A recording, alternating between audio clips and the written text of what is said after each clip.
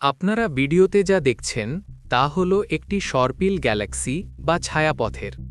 এটি দেখতে অনেকটা আমাদের নিজস্ব গ্যালাক্সি মিল্কি ওয়ে বা আকাশগঙ্গার মতো। গ্যালাক্সি বা ছায়াপথ কি? গ্যালাক্সি হল কোটি কোটি নক্ষত্র, গ্যাস, ধূলিকণা এবং ডার্ক ম্যাটারের এক বিশাল সমাবেশ, যা মহাকর্ষ বলের মাধ্যমে একত্রে আটকে থাকে। মহাবিশ্বে শত শত কোটি গ্যালাক্সি রয়েছে।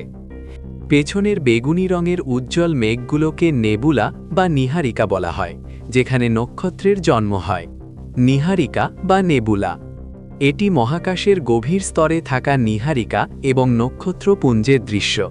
মহাকাশে হাইড্রোজেন, হিলিয়াম গ্যাস এবং মহাজাগতিক ধূলিকণা যখন একত্রে বিশাল মেঘ তৈরি করে, তখন তাকে নীহারিকা বলে।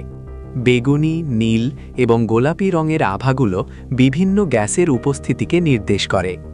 এই অঞ্চলগুলোকে নক্ষত্রের নার্সারি বলা হয়। এখানেই মাধ্যাকর্ষণ বলের প্রভাবে গ্যাস জমাট বেঁধে নতুন তারার জন্ম হয়। এটি মহাকাশ থেকে পৃথিবীর একটি দৃশ্য। ভিডিওতে ভারতের মানচিত্র এবং মধ্যপ্রাচ্যের কিছু অংশ স্পষ্ট দেখা যাচ্ছে। উজ্জ্বল বিন্দুর মতো আলোগুলো আসলে বড় বড় শহর এবং জনবসতি। পৃথিবীর এক প্রান্তে উজ্জ্বল আলোর আভা দেখা যাচ্ছে, যা বায়ুমণ্ডলের ওপর সূর্যের আলোর প্রতিফলন। পৃথিবীর একপাশে অন্ধকার রাত এবং অন্য পাশে আলোর রেখা দেখা যাচ্ছে, যা পৃথিবীর আবর্তনকে নির্দেশ করে। এই ভিডিওর মাঝখানের উজ্জ্বল অংশটি হল সেন্ট্রাল বাল্জ, মানে মূল কেন্দ্র। এখানে নক্ষত্রের ঘনত্ব সবচেয়ে বেশি থাকে, যা পৃথিবীর আবর্তনকে নির্দেশ করে। সৌরজগতের বৃহত্তম গ্রহ, এর গায়ে থাকা ডোরাকাটা দাগ এবং বিখ্যাত great red spot.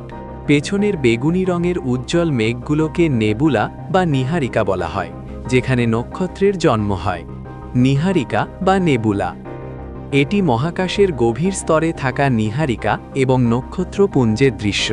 Spiral arms এটি হলো কেন্দ্র থেকে প্যাঁচানো আকারে যে বাহুগুলো বের হয়ে এসেছে, সেগুলোকে স্পাইরাল আর্মস বলা হয়।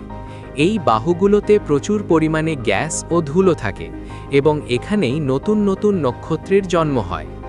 এই গ্যালাক্সিটি তার কেন্দ্রের চারদিকে ঘুরতে থাকে।